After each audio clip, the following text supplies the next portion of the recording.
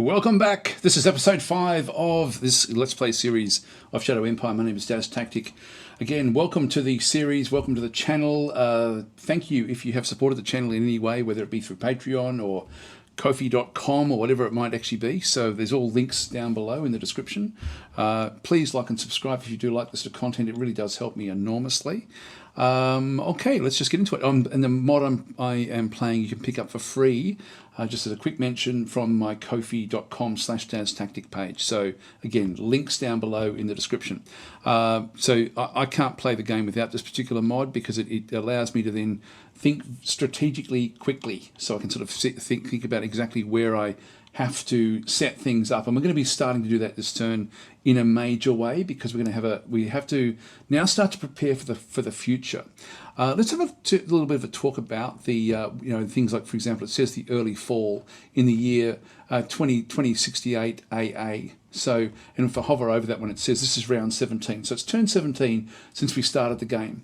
And the local year is 268, sort of after the apocalypse has sort of started. So at the start of the end of the Galactic Republic, like it's sort of timed from there. I'll show you where this is in the histories as well. And so it's Earth year of 8250 in September of Earth. So it just gives you all the references back in case you need it. But season 5 of 6. It will tell you, like, early fall is the name of season 5 of 6. Let's just start there. I'm trying to sort of just put new things in each of these videos just so that they've got some use. If we go across to the reports, and we'll have a look at this again in some detail in just a minute as well. If we go to the help file, and then if we go to, is it planet? It won't be planetology, it might be geology. Yeah, so geology, these are the 6 different seasons. Now, the way the seasons work on any planet, it can be a couple of seasons, it can be 20-something seasons. Each season is 2 months of Earth time. So that's sort of how the game sort of works things out. And so we start off in winter, early spring, late spring, summer, early fall, late fall. Essentially, like January in the Northern Hemisphere. It's Northern Hemisphere centric. As a Southern Hemispherian, I don't mind. We're used to it. We can adapt and think in those terms.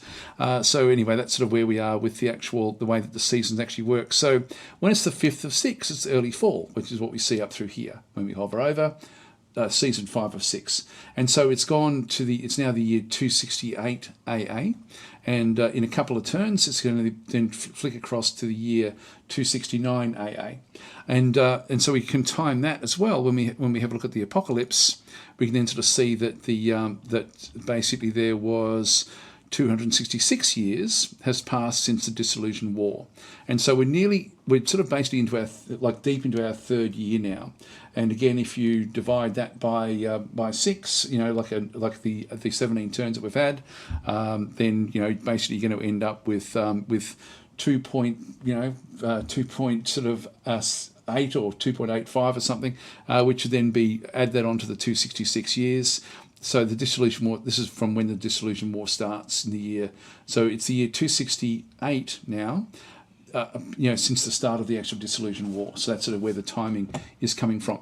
Anyway, doesn't really have a big bearing on the game. It will in some planets, I should point out, actually. It's where it will have a bearing is if you've got like an ice belt, and if when you go to here, your planetology, if your planet has a sizable tilt. So you end up, when you look at the geology, if you end up with a fairly temperate tropic, but sometimes frozen, sometimes thawed Arctics and Antarctic, you're going to, wherever that transition is between ice and thaw, will chop and change depending on the season. So just be aware of that. And that comes down a lot to the planetology. Anyway, let's not dilly-dally with that. This is going to be, I should point out, this is going to be a bit of a boring episode, so I'm going to actually be pausing a lot of the recording just when I'm trying to establish different things, but I'll explain what my thought process is in advance, so hopefully that will sort of be helpful. We've got a few different considerations. Let's have a quick look, and it's because I haven't actually played for a couple of days, so let's just have a look and see what we have to think about, because I've said this a lot, but I've actually got very much a goldfish memory. Whereas every time I come around the around the aquarium, it's all new to me, and so I always forget, because I play so many games. I always forget where I'm up to, which is why I like to record back to back to back to back to back all the way through, so that I don't lose track. But I have played a few other games in the meantime. Let's just evaluate the Empire dashboard. This will be enough for us to get a feel for where we actually are. I should probably do this nearly every episode, actually, just to establish so you guys know where we are as well. So our popular support is 100, so we are absolutely loved. As you can see there through their popularity score is loved. This is our word score. So this is essentially the word score is solid. We're at 76, but we're a very, very popular leader. And this is a combination of workers, leader support, soldier support. This is important, but anyway, we're in a good position there. I've seen some people when they're playing have this one really, down into dangerous levels. That's disastrous. So you've got to really try to keep on top of your, when you say you're going to do something. It's more of a trust score. That would be a better word for this rather than a word score. It just means you've kept your word. You've tried to meet the objectives when you can. If you fail, this one comes down. If you do sort of meet what people want of you, and by the way, to find out where that is, you just go down on this overviews panel to go down to demand overview. And so we have not accepted any demands at the moment, and we've made any promises at the moment, so we don't actually have any at this point in time. Anyway, back to the dashboard. Things we need to look at. Now, we've got bureaucratic points coming in. We've got a lot of them coming in, 388. So how are these being spread out? We can see that we've got Supreme Command Council, Military Research Council, Model Design Council, and the Interior Council. Now, we will need to get the Economic Council in at some point. We can see through here that our Military Research Council is designing side skirts or researching side skirts at the moment. And the Model Design Council is also now designing a Cooper Plus, and so they've just started to do this particular design. And so they're going to be putting all of their bureaucratic points into that as of this particular turn. That way we're going to be able to then start to get armoured cars. We need to prepare our forces to attack southward. And so we're going to need armour for that. So we're going to have to sort of get the Model Design Council sort of hammering through different things. The Interior Council is no longer very important to us. This is not going to be all that important to us once we sort of get what we need. Now, we're going to need to get our Military Research Council to go across, and we will need to find combat armour. We need the side skirts. I would like Gore's small arms as well if I can get it, and that's pretty much it. So once we've got those, we can then really establish ourselves very, very strongly and then revamp all of our military. And so hopefully we'll get through all of that in this episode, I hope. That's why I'm going to be pausing a lot, just to sort of try to play the turns out, because I'm not planning on actually doing anything too aggressive. I do plan on trying to establish front lines and doing things very slowly. The reason I've got the opportunity to do that, even though we're playing on HUD mode, is because when we go down to the south, this particular unit that we're going to be attacking is quite friendly with us. Now, I'm taking opportunity to erode that friendship, but it's still very, very strong at 45.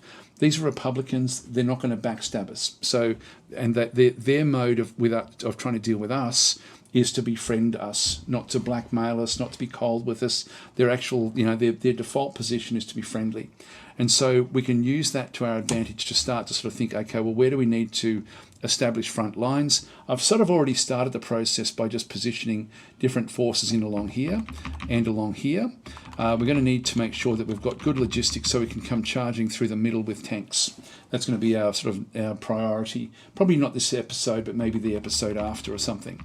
So that's where we're going to be going. So at this stage, I just want to rinse and repeat as we just go through everything, really. Just keep track of what we have. Like, we can't sell water on the planet. Like, there's nothing we can do with trade if we just go across to, in fact, for selling that one. We can sell food at 0.3. We've got 8 machines. We don't want to be selling those. Don't want to be selling anything else, to be honest, even the fuel.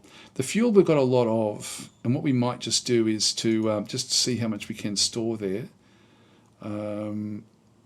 Maximum storage is 7,700, so we're getting close. Only 1,700 left to go on that one. So what we might do is just come across to things like this particular asset. I'd like to have this one selected as well, by the way, only assets in the selected hex. That way we just are looking at this particular zone. I then click on it. Oh, sorry, it's already selected here. If we have this one, you can see basically it's active and producing at 100% production. Let's ramp that down to say 25%. Now what I can also then go and do is I can just mothball it if I just want to have it on 0%, but I don't want to lose the asset. And I don't want to lose the asset. There's a lot of fuel there. So I'm just going to go and just basically put that on slow production. Other things we might have a bit of a look at. I think there was some metal mines as well. Did we find any other metal? Or didn't we? One thing we can do to find that out is just to go to the strategic map and then just go to stats and then just go and click on the different, like all the resources. Yeah, they're all just congested into here. So we need to get an economic council to start to find more of those. So I think I will bring one of those in, probably not urgently, but soon enough. I want to keep the military and the model design council sort of thumping along. I haven't invested very much input into the model design council, and I will change that soon as well. But I'll unpause the game to sort of then, or unpause the recording to then talk about that. Anyway, that's sort of the setup. So I'll just play the turns and until we actually have different things happen. So I'll keep a reference of the turns. We're starting in round 17 at this point in time. Well, I didn't have that pause for very long, but there's something I want to show you. This is going to be something we have to now prepare for, so we'll get ready for it. So we suffered no losses, nor made any kills with 3 decisions yet, so that doesn't matter. What I saw during the actual during the next turn was something that's changed in the way the game plays, and it's quite dramatic, and we have to get ready for it. Now, when we sort of ended the turn, there was actually this little group of marauders that are sort of back down in here, and we were just blocking them off. But they got attacked this turn by the AI, by the friendly AI. But what's interesting is to see how they did their attack. So let's just have a look at the history and just go to next battle. They started with an air attack. So they're using aircraft. Now, we don't get to see any detail with this, but that's how they softened them up. So they've gone in with an air attack. We just go to the next screen. They then moved forces in next to it. Then they attacked.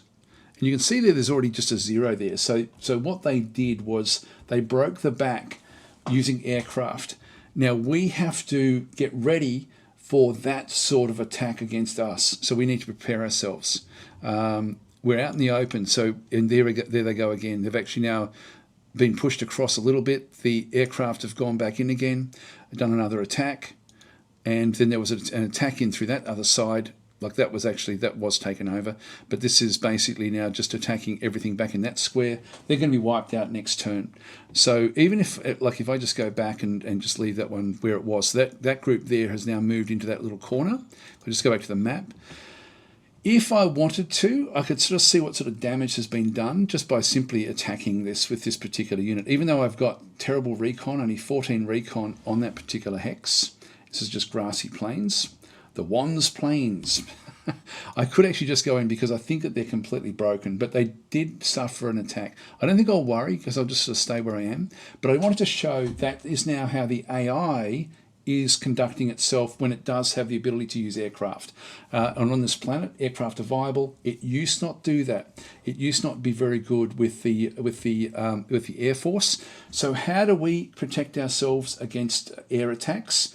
We need to actually have specialized units to do that. Either flak guns, which are very, very expensive and very slow, or units that can protect themselves against air. They won't be very effective, but it will help.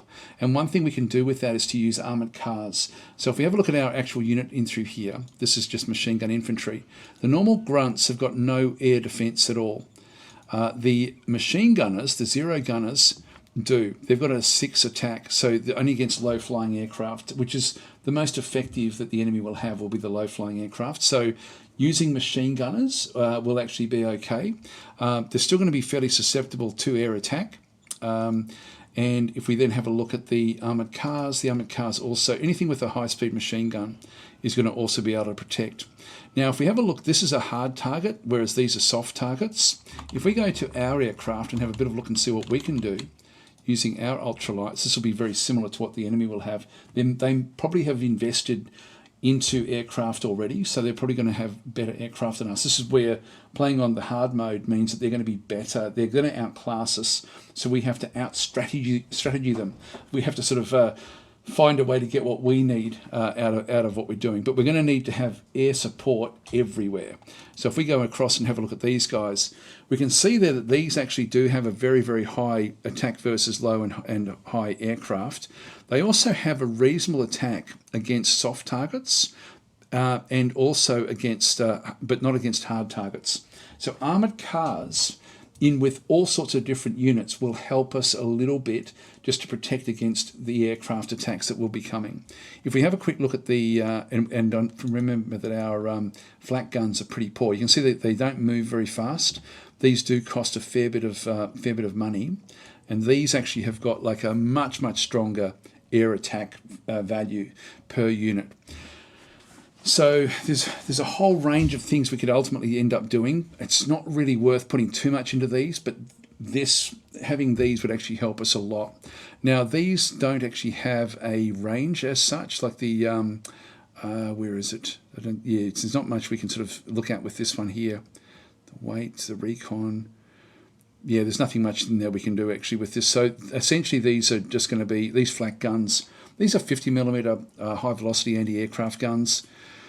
Maybe there may be an option to get something even a bit lower than that, like, and just see if we can sort of try to get them so that they're a bit more manoeuvrable. If we go across, in fact, I wonder if we actually can't build them, but if we go across into our blueprints, and let's just have a bit of a look and see. We've got APCs. The APC can actually have a high-speed machine gun, I think, if we just go to new blueprint. Yeah, they can if we wanted to. I'll just delete that. We're not going to worry about doing that one. Light tank artillery, anti-tank guns, the recons, the trucks, the machine guns, the infantry, the flak guns. Yeah, I thought we may have had the rocket propelled grenades. I don't know if I can't remember if they've got the same sort of a deal. If we just go into a new blueprint for these, yeah, 50mm is the smallest one. So we're not going to get much more than what we've actually got through there at this particular point in time. Yeah, air attack low, air attack high that's the basic amounts that they actually have. It's the best way to do it is to use aircraft. I'll just go back in and just go to new blueprint.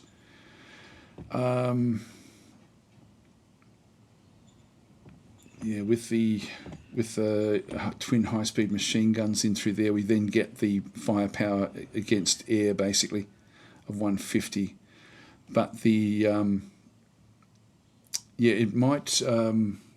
I mean, this isn't viable, but it may be that we could actually sort of use aircraft if we have to try to intercept. We can have air interception with like if we've got fighters, for example, and so the fighter will. I don't think it'll tell us what we do through here. Recon is sort of more, they're going to be checking things out. Fighter means that they're going to be trying to get air superiority, and we may need to start to use these sorts of techniques now in the coming battles. I'll just go and we will just delete that one. Just go back to all and just delete the flak gun one as well. All right, so let's just leave it there. But I thought I'd just sort of show that because this is now a big change in the way that the AI now starts to conduct itself in battle. And I have mentioned before that the AI also now is pretty effective with its tank designs, which it never was before, not to this degree anyway. Look, I'll just take the opportunity now to just talk a little bit about the upgrade that we just actually finished with the Cooper Pluses. So our model design council was actually just trying to sort of get like a better version of the Cooper Plus, but we were building it on top of the existing one, which already had an average structural design of 102. I was happy enough with that. That was like all of our units, when we look at the design tab, are terrible. That was one of our best units, to be honest. If we go to the second page, it's again just the Cooper Pluses. So if we just go back into buggy in through here. So what we've got is the original one was 102 structural design. You can see it doesn't change. When you build on top of the existing one, it does not change. So it's always going to be whatever it is if you do it that way, which is what we did. The base design started at 91, but over the course of different battles and things like that we've actually had this original design in, we've got up to 44% field testing. And that then has equated, when we've done this new one, the field testing has now been applied to the 91 base design.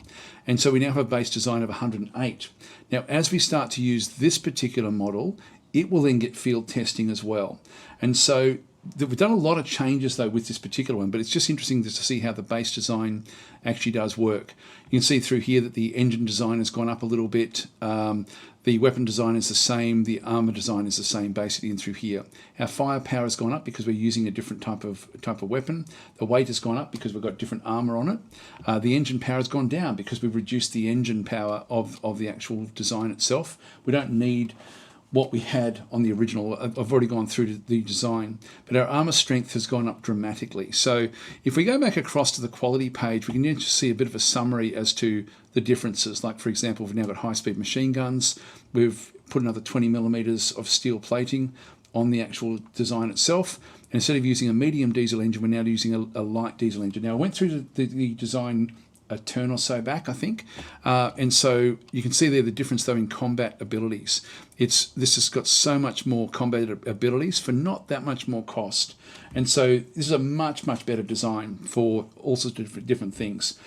Another great reason to use these, and I didn't explain this before, the big benefit that buggies have, and trucks have got the same deal as well. So when you go to an actual to motorized transport, these also have the same mechanic, but you really tend to use it a lot with your recon.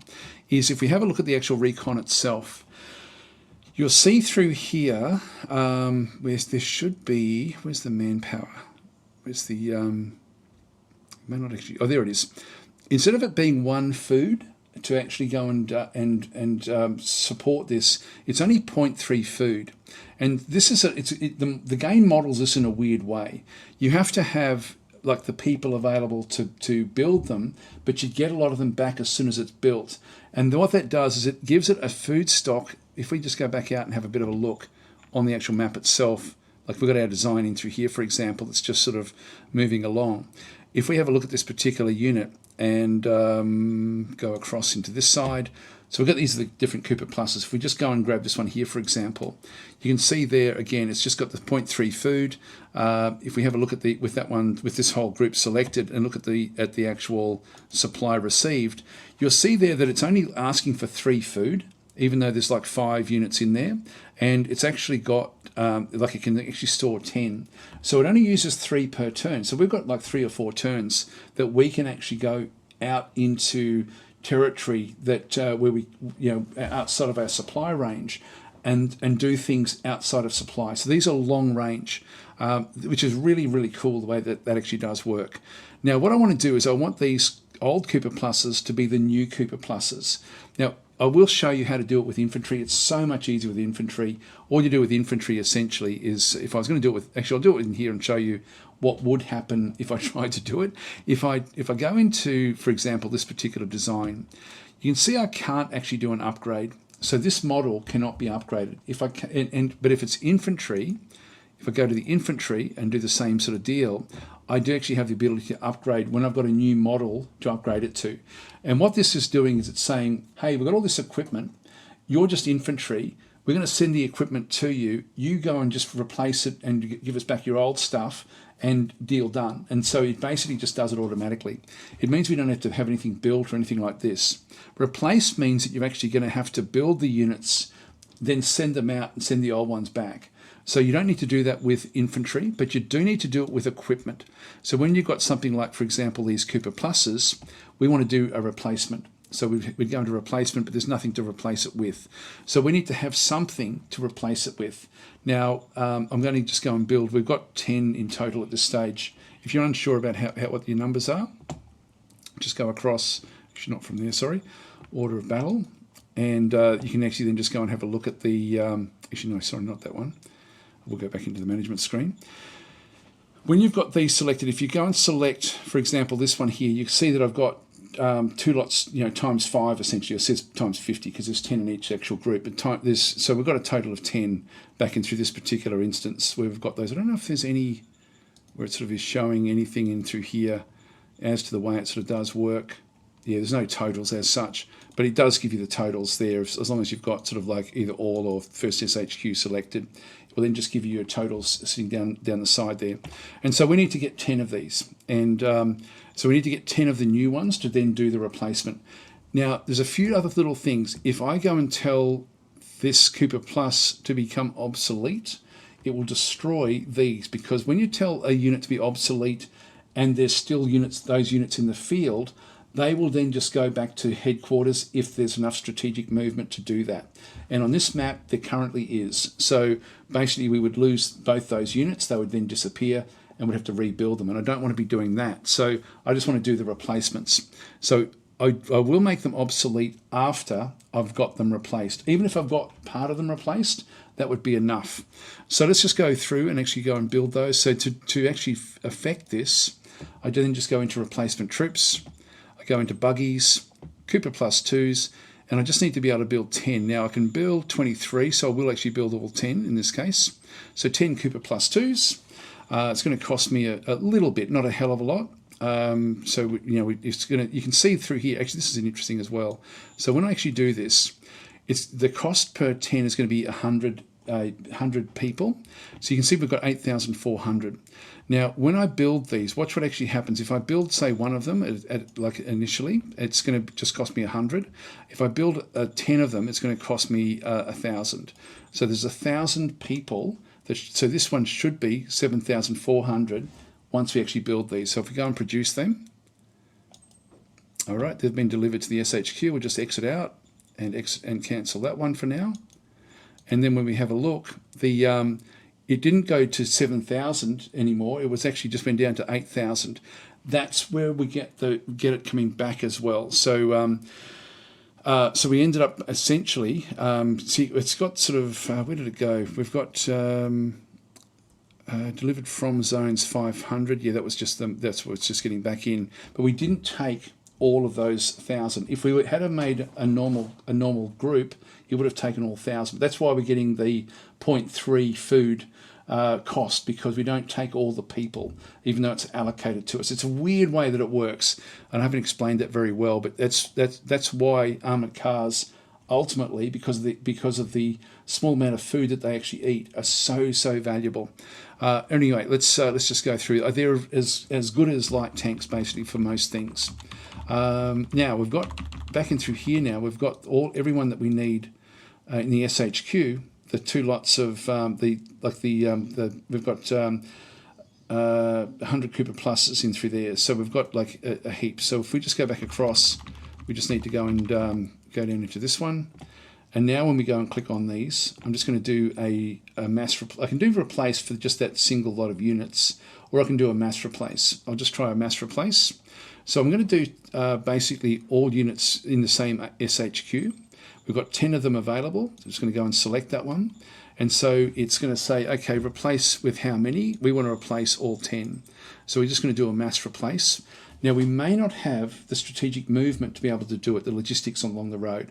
Let's just try it, and it'll then tell us. So replace Cooper plus 2 in the selected 2 units and 0 OHQs with 100 Cooper pluses, which is the 10 times the 10.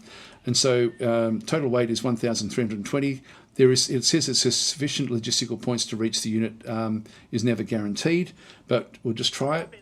And we did replace all of them in both units. So both our units have now got the new Cooper plus 2s. So we've now sent the new equipment out to them and moved through the logistics system the old equipment back to them. Now, because these are so light, it's so easy to do these changes. So we've now got the Cooper plus 2s in through there.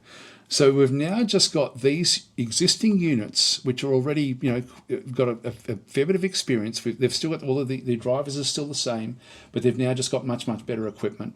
So what we're now going to do is to go back to the SHQ, because we no longer want these old designs. So we're now going to click on those old designs, and I'm just going to scrap them. And so we're going to scrap all of them. And so we're going to recover 50% of the construction items. Copy that. And so, scrapping the following items: 140 metal. Note that these items were given to the zone inventory unless the troops scrapped were in an SHQ. Note that if the scrapping takes place outside a zone, so we would have gotten back the troops that we used to build those first ones. So, and note that if the scrapping takes place outside a zone, the items are lost and the men will join the free folk. So it says 300 population has been returned to zones or the free folks. So that's all the population that we actually ended up taking. Go back and click on that one, have a bit of another look, and we should be back up there again. I thought we'd be back in there with the population. Looks like it's a bit of a bug because that was the SHQ that we did that with. Anyway, that's actually done. So I might just move this one back up into the SHQ. Just going to move that one. So this is our missile launcher that we found. The others I'm just going to sort of keep sort of where they are for now. I'm not going to worry too much about what they're doing. Anyway, I'll pause again until we sort of get something else to then start to sort of build up our forces. I will be wanting to build more armoured cars, but not on top of everything else. All right, it's now winter in the year of 269, so it's just gone through to season 1 of the following year.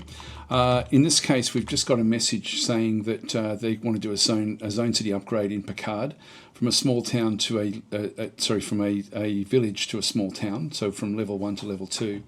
This is something. If we go back and have a look at Picard, I tend to do it if it's over about 60%, and it's actually that is a regular zone already. Okay, no, I don't even have to think about it. Yeah, in that case, that's a bit of a no-brainer. Yes, upgrade, because what they will then do is it'll grow faster. That's important for us. Anyway, I'll pause again because we don't need to go through all of this stuff. Well, it's looking like this episode's going to be more about model design than anything, actually. So let's just go through. In our video, we ended up now getting the side skirts. These are very important for your tanks. There's one other one that's actually quite important for your tanks as well, which I'll show you when we get into it. We also just had the model designer actually just now has discovered mechanized artillery. And so this is something that we may or may not want to use. I probably won't actually rush to bring these in. The tanks are really quite cool. We lost our advisor. He got too old. Militia lost influence here, blah, blah, blah. Anyway, let's just go through into the actual model design with what's actually going on. So we now got, if we go back to the management screen and go to our text, the side skirts, if we hover over this one, allows you to equip your tanks with armoured side skirts that will provide extra protection from fire from soft targets. It does give them a fair bit more survivability, which is actually very, very cool. Now, the other thing that we would be wanting to get at some point will be down in here, cluster bombs. So eventually we want those as well. And so what these are done is having cluster bombs available allows for specifically efficient and devastating targeting of enemy infantry groups. And so we can then use our tanks with their howitzer guns to then be able to be even more effective if we then sort of redesigned something along those lines. Anyway, side skirts is now a tick. We've now got that one through there. We've got the RPG, but we don't actually have the type. So when we have a look, we don't actually have the bazooka yet. I do want to see how effective that would be against aircraft. We may have to wait till we get the man pads for that one. This is actually a specialised anti-air group, which may be useful. Sorry about that. Just had a phone call. Right. So your man pads is what we'd like to get. Quad MGs is also good for these are sort of like smallish anti-aircraft guns that are using like machine guns as well. So we've got a few different options here ultimately along here for anti-air. Now we spoke about the air being a potential problem. So we'll eventually sort of try to get our way across here. When we're not actually designing a particular type of unit with our model design council, we'll then just with discovery they should then get anything that doesn't actually have like something green, like the medium tanks, the motorbike infantry, the bazooka, the medium aircraft. These are all things that can be discovered as we sort of go through. All right, let's just go back to the map. I think it's, no, if we go to the model, I want to show you the model for the light armor. Now, when we go back to the design tab, our structural design is atrocious. Now, we saw there with the Cooper, I was actually happy enough in the buggies to actually, one thing we can do, I did mean to just finish this one off. I never want to have another Cooper Plus original. I'm going to designate that as obsolete. That way it won't show up in some screens. And even this one, I can actually click on hide obsolete, and we never have to see it again because we don't actually have any more of them on the screen. If I click on this one, we've now replaced those with these new designs. So light armor is the structural design is atrocious. We haven't had any, we haven't built any, which is fine. But we need to redesign this now. And the reason for that is that we do actually have the option now that the model design has finished what they were doing with their discovery, we can now just go back across. You can interrupt the model design council as well, by the way, if if they're still doing discovery and you want them to then get onto something that you've just discovered through your military research, you can actually just go and call them up and say, hey, I want you to work on something. I'll show you how that works as well. But in this case, the light tank, terrible structural design. Again, 100 is average, 88 is very, very poor. So we're just going to go across, and like if we end up with another one similar to this, I'll be very, very surprised. So if we go back into the map, and in fact, sorry, if I just stay in here, the easiest way to do these now is using the blueprint. Rather than, like, I'll show you the way it works. If I go back to the map, go back to my decisions, and with the organization, we've got the set target for the Model Design Council. So if I call Lucinda, you can see there, I've got a few different things. I can either give her different priorities, which I don't ever want to change, but I can always just call this one in if she's only in the middle of discovery and she's not currently on the screen, but she has already got a model design question for us. So I'll just go, that's it for now in terms of that one through there. So if I go into the light tank and click on this one through here, I don't want to build upon the Abraham, which is only going to cost me 80 bureaucratic points to do that. I want to start a brand new design, which is going to cost me, what, 4 times as much. And so 4 times as much. So it's going to cost me a lot more to start a completely new design, but I've got to get away from that 88 structural design. Now, when I go and select this, we don't see a lot of detail about what everything actually does and how it actually works. Whereas it's like, for example, what sort of howitzer do we use, or do we use a high velocity gun? What does that mean? It doesn't tell us. You can hover over to sort of see the certain weights sometimes with different things, like what it's going to cost in terms of weight. It'll tell you there anyway, basically, what the cost is in through here, the firepower, but really it's got like 400 firepower, 400 firepower. It doesn't tell you much. So the best way to do this is just to cancel that, leave that one where that is for a second, go back into the management screen, go to your blueprints, then go down to your light tanks or whichever design you want to do. And you can do this with anything.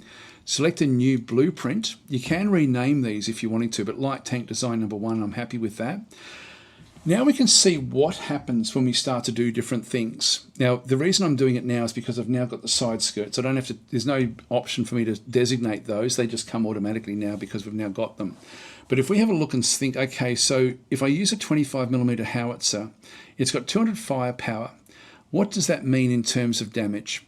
And so if we have a bit of a look down through here, when we attack a soft target with the 25mm, we're doing 319 soft attack points when we're attacking, and when we're defending, we're doing 160 points because we're not sort of being mobile. Against hard targets, it's 160 when we attack and 107 defense. So you can see there it's much more weighted towards the soft attack. If I go to the 25mm high velocity gun, it's still the same designation for firepower, but you can see there our soft attack has now gone way down to just 80 and then defense of 40, but our hard targets, like against other tanks, has gone right up to 319 and 212. So that's sort of how that one actually does work. Now, what we can do here is actually mix and match and even get 2 different designs if we wanted to. But I think I'm just going to go with one. And the thing I like to do is to try to get the best soft attack. So if I go to 25mm, it's going to do 319 on attack. If I go to 40mm, it's going to do 479. And if I go to 60mm, it's going to do 600 attack on soft targets. But it's going to really add to the weight of what this thing actually does. And so what that one does is it then adds 40% to the action point cost of these particular units. So, for example, if we've got a, like in forest, for example, we know, well, I think it was it 20 or 30 action points? I forget what it is. It basically means instead of it being 30 action point cost to move through there, it's going to be another 40% of that, which can be really debilitating. So you've got to be very careful that you don't leave this sort of too drained. If we just leave it on 60mm for now, the other thing we have to consider is the armor. Now, it doesn't tell you this, but when we go through, 5mm will give you some protection against most things, but it won't be great. 25mm will protect you against small arms, but not against tanks. So tanks will be able to break through that very, very easily. So if, for example, if we have 25mm steel plating, and you can see now it's really getting super heavy, and the other team has got like just 25mm high velocity guns. There's no impediment for these to break through. At 40 millimeters, they get a bit of a bonus against you. If you've got 50 millimeter and they've got 40 millimeter, then what that will then do, so 50 millimeter steel plating will give you much, much better protection against even 40 millimeter high velocity guns. The caliber is not good enough to easily break through 50 millimeter armor. So we almost want to sort of err on that side in terms of protection, because the AI will have tanks that can operate. But we certainly can't have this where the action point cost is so dramatic. So now we have to consider the weight. So even if we've got like a 40 millimeter, now I want to stay in the howitzers. So let's just go to 40 millimeter howitzer so that we've got the high damage against the soft targets. We now have to try to get this action point cost down. Now, if we keep it at 50 millimeter steel plating, light diesel engine is going to use 3 oil per hex, which is actually a lot. This is per group of tanks, not per unit of tanks, but per, like there's 5 groups inside a unit. And so it's going to cost me basically 15 oil to just move 1 hex basically with this particular, with a light diesel. When I go to the medium diesel, it's now 4 oil per hex. But we're now getting it down a little bit better. And if we go to the heavy diesel, we're now getting 4.5. So it's not super bad through there. We're down to 20 action point cost in through this other side. It will drain through the oil fairly fast though with this. So the heavy diesel engine through this other side. If we go to 60 millimeter, we end up with a plus 40%. That's too expensive. So there's so much you can do just in the screen in here. Even if we go down to 25, if we went to 25, yeah, plus 40 is too much. That one's 4 times oil because we're getting rid of some of the weight. It does give me like an attack against infantry of 319 as opposed to 470. That's a lot of difference. And it just costs us only 20% extra in through here and half an oil per unit to sort of move it around. I love this screen. It's so, so good.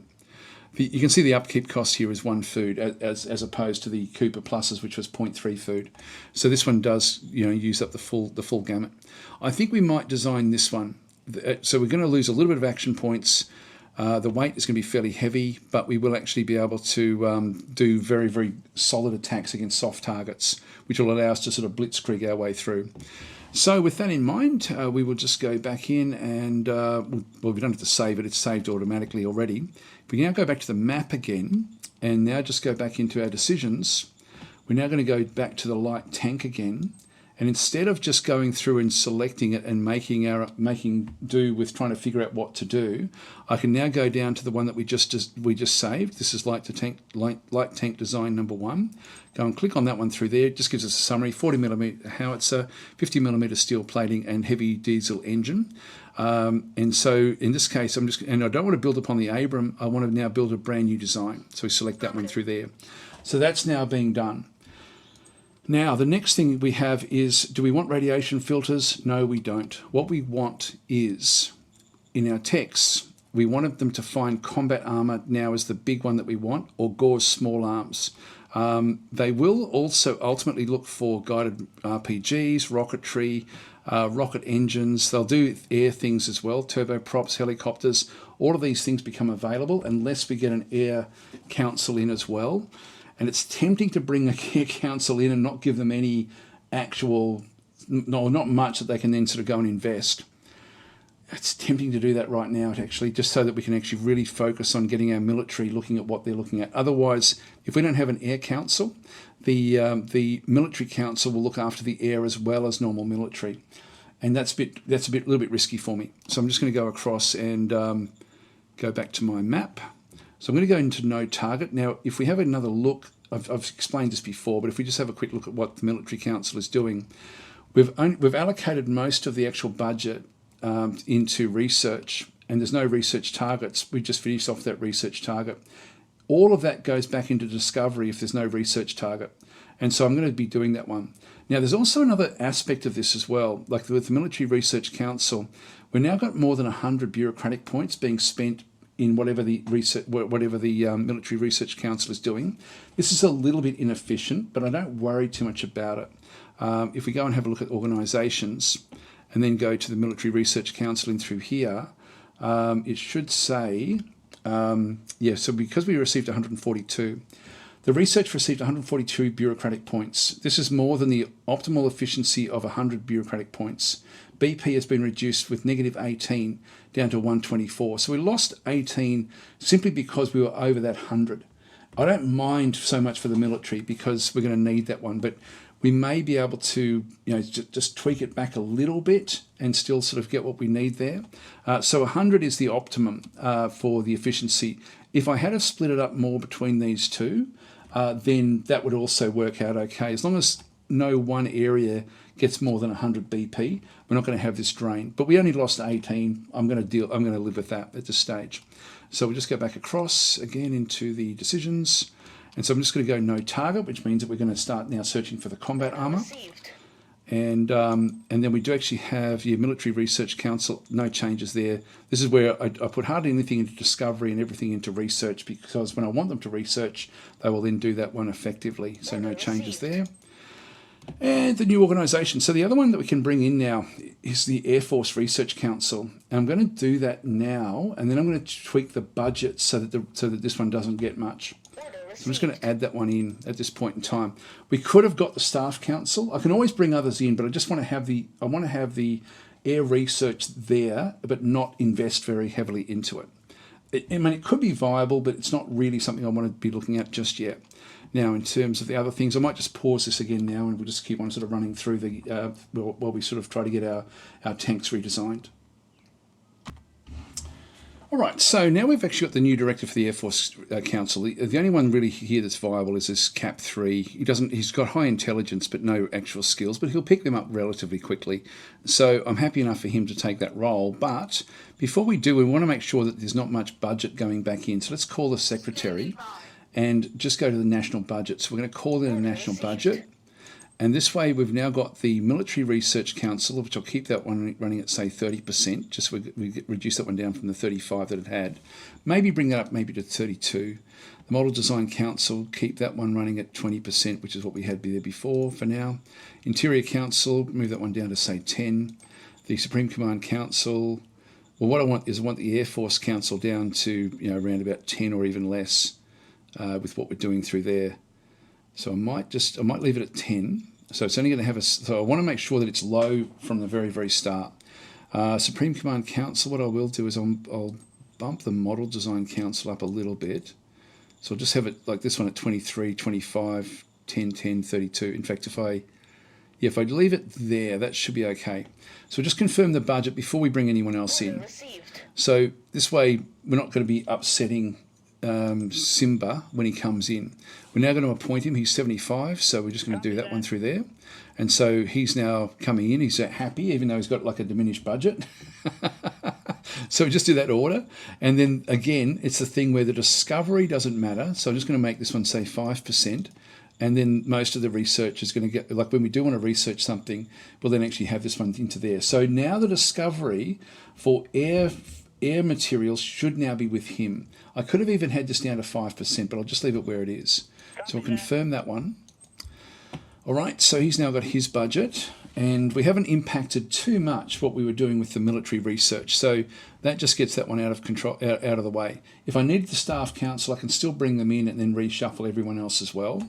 But I just want to do that one just so that the military is focusing on the MIs and not on the airs, because there's now a good chance that they're going to be actually unlocking air research, and we don't want that. Right, back to the map. Anyway, I'll pause again. Okay, so we've made a discovery with guided RPGs. Not really interested in that, so we'll just keep on waiting till we get what else we want. But this one, this one will allow us now to get the man pads if we do need them. Oh, and the next one is the Blitzer. So we've now got the model of the Blitzer has now come back through. This is good stuff. Anyway, we'll just keep on going. Now you get these missions every so often. So we've received a radio contact from Hex 4236. A private expedition by some of our people has established control over this special hex. They're requesting that we help them to hold on to it. will you make this public commitment? Before you just say yes, like don't just, like often with these you can just look to see, okay, it makes him happy, so we'll just go and say yes. If we say yes and we don't hold it, then basically we're going to fail he's going to be then more unhappy with us than what there was before. And also our word score will go down as well, which I spoke about at the start of this particular episode. So what I want to do through here is to check out and see where 4236 actually is. First of all, so we've got, this is 27, this is 29, 40, what was it, 4236? It was 42, so it's around about down the bottom here somewhere. 42, there it is there. So and this is miles and miles away from where we are. What is it that's actually underneath there? It's just gives us 25 private credits. It's really just not worth it. It's going to be extremely hard for us to cross these mountains and then supply it. And then we have to somehow get supplies to this particular unit, which we can't do. And so we're basically, this is just not a good idea for us at all. These guys are going to starve. So I just go back, because there's no way we can keep hold of that one. So in this case, we just go no. Roger that. It doesn't really impact anything anymore. I'll just minimize that for a second, just so we can keep on going through. And if I can march these guys back, I will, but I don't think I'm going to be able to. So I'm just going to march them through the forest. We're not going to try to keep hold of Market Top. Anyway, I'll pause again. I do actually have this unit here, which I'm sort of moving back away from. I had it just going out exploring, just to pick up other locations if we could do it. Again, this is one of these instances where we're not getting any food to it. We've still got a heap of food. It's actually now the fuel that I'm now concerned about with this particular vehicle. Actually, I forgot to show you the blitzer. So this is the new blitzer that's come through.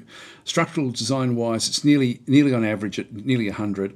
But the base design, the base design can roll anywhere between 70 and 100. So it's actually really, really high right from the start. And so that when we do the field testing, this thing is going to, as we do new iterations of the blitzer, it's going to be quite good. And so we do actually now have this one. We don't have any of the Abrahams built. So we're just going to go and make them obsolete right from the start. So we don't have to even think about them. And so we'll just be working on the blitzers. Now, the next step is like, I can place them in with other units, which is okay, but ideally we give them their own group. And when we go back into the map, and let's just say I'm going to build one, say here, for example, just as an example.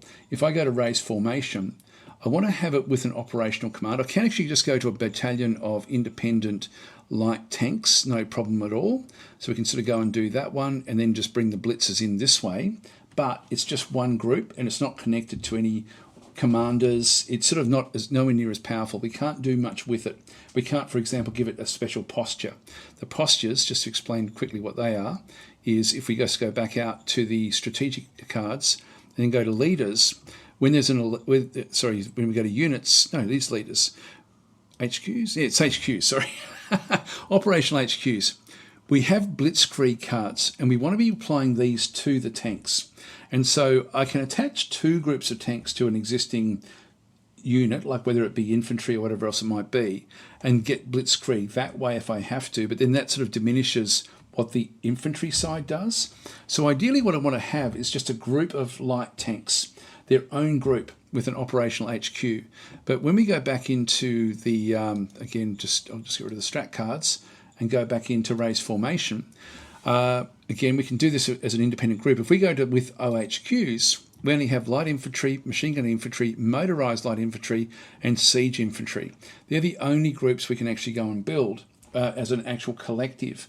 So to make a tank group, we need to have a staff council to find the order of battle or the actual formation type for light tanks. Now, if you're trying to figure out, okay, well, what is, like, that's one thing, what's all the other things that they will then be able to do? There are, like in the help file is actually where you would go. So just go and cancel here, go to your reports and then help. And you should then find the stratagem. Let's see, that's the stratagems. Actually, it's not that one there. Where is it? Oh, formation types overview. So the formation types overview under overviews. And so what this one will then do is just go through essentially what the state of an actual unit actually is, and then what the other things actually are that will then come through. Actually, that's not going to show us there. That's only the operational ones. It's not showing us the other ones we can get. Now, forget that. I'm going to have to do this one separately, where we just discover things. But one of the first ones we will discover will be the light tank army, and so we want to go and find that one fairly early on. Right. In the meantime, then we're going to need to get a staff council in. So let's go and do that one right now, so we can start to look for that. So we're just going to go back to our secretary. Again, there's so many different ways. Just any old way to actually get hold of the secretary. Call her up. Go to a new organisation. So even though we don't actually, we just asking, say, look, we need to bring someone else in. They then bring this one in, and we need to bring the staff council in now to start to sort of get other aspects. Now I'm going to be wanting to give them a fair bit of leeway. Now I am actually also, which I did have when I was pausing, at Picard under assets, I'm building a bureaucratic office there as well, just to give me more bureaucratic points. This is version 2 of that particular office. I'll be wanting to get that all over the place, which will then allow me to have all my different councils then running. All right, I'm going to pause again. Now, in this case, we need to get a new director in, and we don't really have anyone great that's actually in that. You can see their suitability is 1. I know that all of these guys are pretty much cap 1s and 2s, like he's the best of them at this point in time. We're just going to exit out of these for a second, and so we want to bring someone good into there. We also want to just check the budgets, because I want it to be reasonable. Yeah, I think I'll still call just to have a look and see what the budget actually is. So we'll just go to the national budget there again. So I'll have a quick look at this one. So we've got the military is now 26. I want that up. I want that at 30. Model design at 20 is sort of okay-ish. The staff council at 15 is actually okay. Interior I'm going to leave at 9. Supreme I'm going to leave back there, and Air Force at 5. I'm just going to confirm those changes. So you can see there Simba actually went down by 10. He's the air commander. Again, it's not something that I really need to put a lot into it yet. We may be able to change things around for that. So that at least gets just the budget established before we sort of put anyone in here. Not that I changed their budget all that much. So who are we going to bring in? Well, we can go look at our strat cards. Have we got anyone that's going to be all that viable? And if we have a look at the nation, we've got a junior. We've got military. Now, military will be... These will tend to have sort of like good military skills, and this is one of the things we're going to be needing. Mercs also come in with usually some pretty good skills as well. We may even, like, we've got a fair bit of political points, so we could spend the money here to sort of go and get someone. Civilians are more for governorship and stuff like this. So with that in mind, what we're going to do is we're just going to go back across to our management screen, our leaders, and we're going to go and I'll show you actually which one we're looking for the staff council. So when we go into the commander of the first SHQ, so this is Gus. Now he's only a cap 2, but he's got very, very good high command skills. And so a very important skill for SHQ commanders as well as staff council directors. This is the most important skill for the staff council.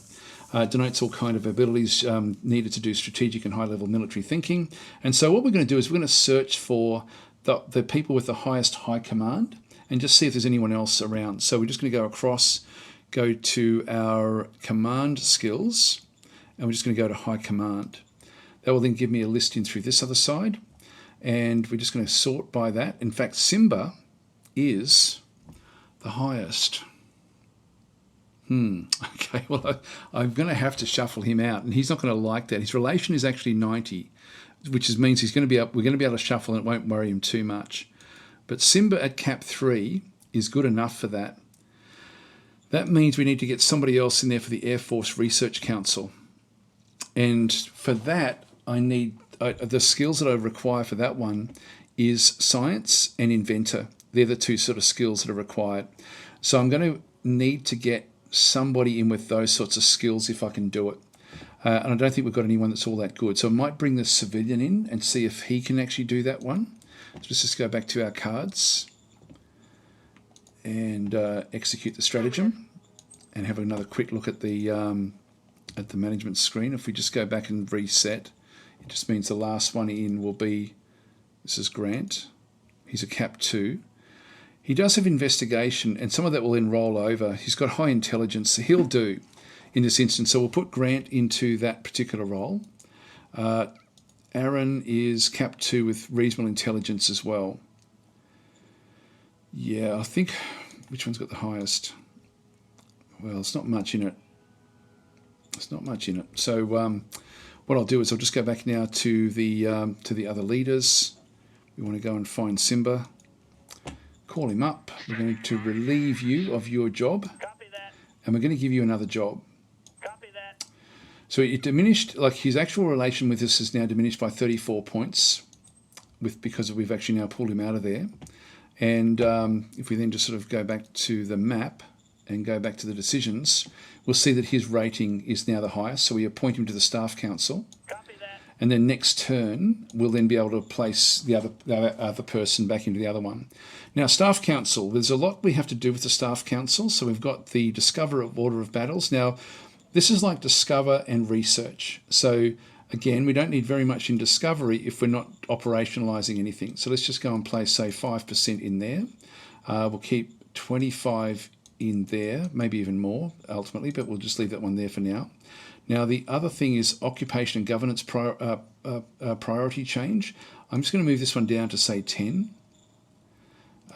Just leave that one there. The postures, this is how we get out like the different postures. I don't use them very much, so I'll just leave them at, say, 10 as well. And then the custom formation types. I do want these up. I'm just going to split the difference between operationalize and custom. In fact, if I just go 35-40, when I'm ready to do, this is like custom allows me to then add other units to existing and form my own type of order of battle or formation. We can actually have like hybrid formations, which I like to use. For example, if we get man pads, we may add them into a machine gun group, so we've actually got good anti-air for that particular group, things like that. So we'll just go and confirm that one. Confirm your priority. Yep, so that's fine where we are there. All right, so now we actually we've now done a bit of a reshuffle. We now have the Staff Council, and we're ready to end our turn yet again. I'm saving up as well for my industrial points as much as I can, my metals, because I'm going to need these for the tanks when we do get that particular group. Now, our Military Research Council did discover rocketry, which should be in the air. So we started that one before we brought the Air Council in. So let's have a quick look at tech. Oh no, it was military. Okay, so that was a military one. We're just not getting the two that we require. So when we get the next one, we will definitely go with that one there. So we'll just wait until we actually bring that one in. And just a few turns later, we now have the discovery of the Light Armour Army from our Staff Council. This is exactly what we're looking for. So we'll now just go back across and just rattle through all of those. We should have a decision. So this is actually the Model Design Council task priorities. We'll just go no changes there. But what we can now do is go back into our reports. I thought it may have actually asked us what we wanted to go and do. Our popularity's gone down because we've actually lost a little bit with our word score, by the way. So things aren't going as well as what they were, but we're still doing okay. We're now into the year of 270. So it's been a few turns that I've just been sort of saving things up. Once we get the war going and get everything sort of built up, I'll then just play it turn by turn again and play the full turns out. Anyway, the reports, if we just go back across into organisations, we're going to go to our Model Design Council. Actually, no, not Model Design, Staff Council. And we're going to now call in the... We've got the discovery now done, so we'll just go and call Simba in. And we want to now go and... Oh, hang on, there's the order of battle. That's funny. That should have happened. That should have actually come in. I'll just go one more order and just one more turn and just see what actually happened there. That should have actually kicked in. We'll just see if it operates now in the next phase. Because that is exactly what we... Oh, there's the Gore small arms. And we discovered the bazooka as well. That's good. So we've got a few different things now that we can just go and do. So we'll just go quickly and have a quick look and see. Now, organisation, set design. Yeah, okay, this is weird. This is weird. I'm just going to go across now. We've got the bazooka. I do want to start development of this one. So I'm just going to start a new one. And this is another one where I've got the RPG Actually, until I get the combat armor, I think I might cancel that actually. Just go no new orders. Although I don't know if there's much we can actually do with our discovery. We've got medium tank we can find. Actually, let's just leave it there. That's the only one left to us at this point in time until we start to design a few others. The bazooka would be good so we can get the man pad, but let's just leave it where we are for now, I think. And we'll just keep on going that way. Militia.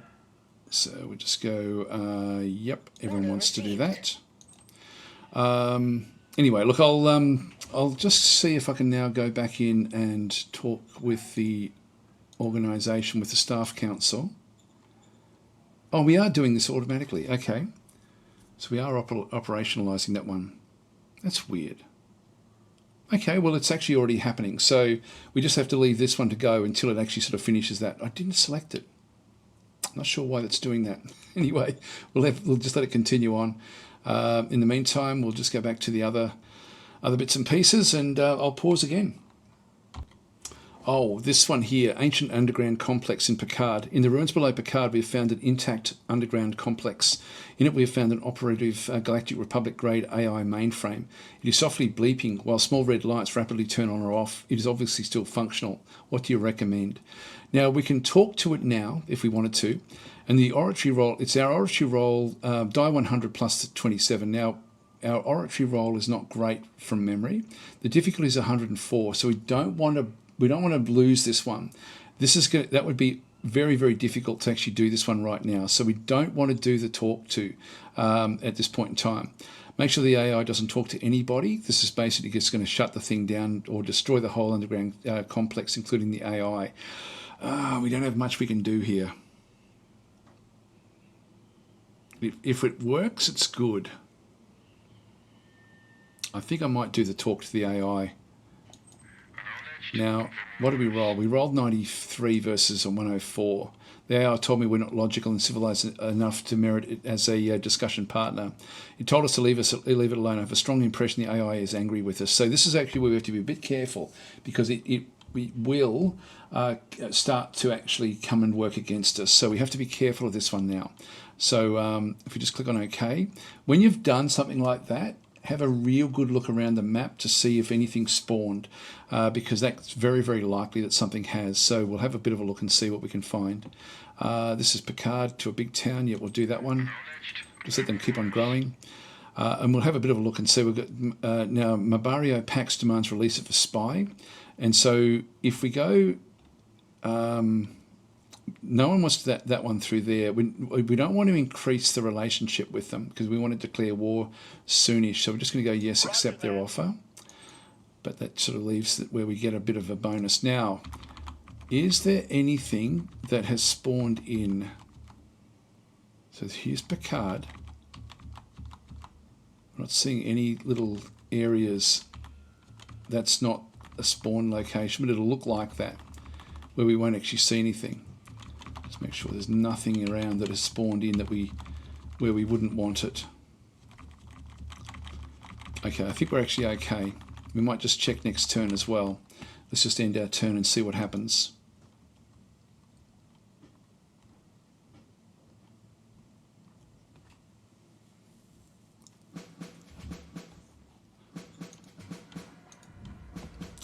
You've discovered now gas-powered small arms as well, but it's just not getting the combat armor. That's what we really want. We've now found the medium tank. We're going to have to now go and do something else with that. Let's have a quick look around again and just sort of see if we can see any... There it is. There it is. Okay, so this is actually now something we have to now go and contend with. And this will be difficult. So we now have something has spawned in there. I don't know if it'll show us in here with zone decisions, maybe dome breach in Jupiter. No, that's not nothing. New demand, set salaries, that's okay. No, there's nothing else there. Okay, so this has just happened. And so this will be a group of robots that will be extremely aggressive. So I'm now just going to move in with everything I've got to try to stop them from taking Picard, because that's where they're going to be heading.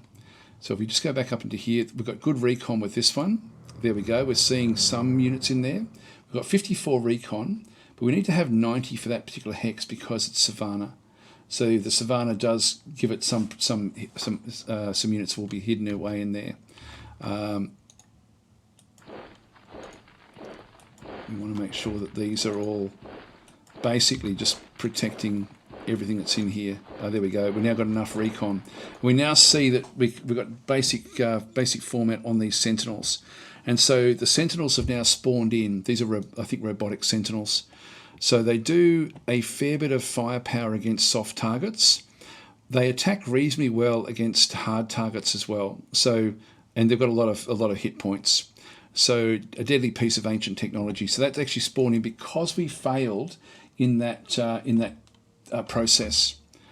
I'm just going to move this one back up. And they're just going to be trying to run rampant. So we're just going to sort of move in and try to protect what we have in through here. Now it's a long way off. They'll try to sort of just do damage to what we've got. Nothing much we can do from the other side here just yet. So we'll just leave them in through there. We could bring in more armoured cars to keep it surrounded. I mean, it will still do big damage against the armoured cars. If we have a look and see again what it actually does have. So it's got, actually I can't tell what sort of, we don't know exactly what it's got in terms of its capabilities. But it will be much, much more advanced than anything we've actually got. So tanks would be the ideal to go up against this one, I think. It's, yeah, we're going to need to wait until we get the Sentinels. Actually, there's some militia that have just come back in as well. I'll move them down. And we've got militia that spawned in here as well. I'll just bring them down as well. This has spawned over the turns. I just haven't been looking at anything because, yeah, we've got more than enough things to do. Decisions, I'll think I might leave this episode here. We've now gone over an hour. So I'll leave this here, and then we'll now start to sort of work our way through, because we're now going to be able to build up. So I'll just go back to a turn-by-turn aspect. We've got this thing to now deal with as well. We don't know how many there are. It says that there's only one group of them. These can be, if you're not ready for them, these can be debilitatingly bad. If we had have succeeded in that role, we would have actually got some technology from the computer. I think that's how it works. But when we fail the role, we end up with one of these coming in the next turn. So it's called in, and it'll be close to whichever city did call it. But if you're not prepared for it, you can get these at the very, very start of the game and then fail and actually have them and wreck your game, essentially. So just be aware of that. Anyway, guys, going to leave it there. Thanks for watching.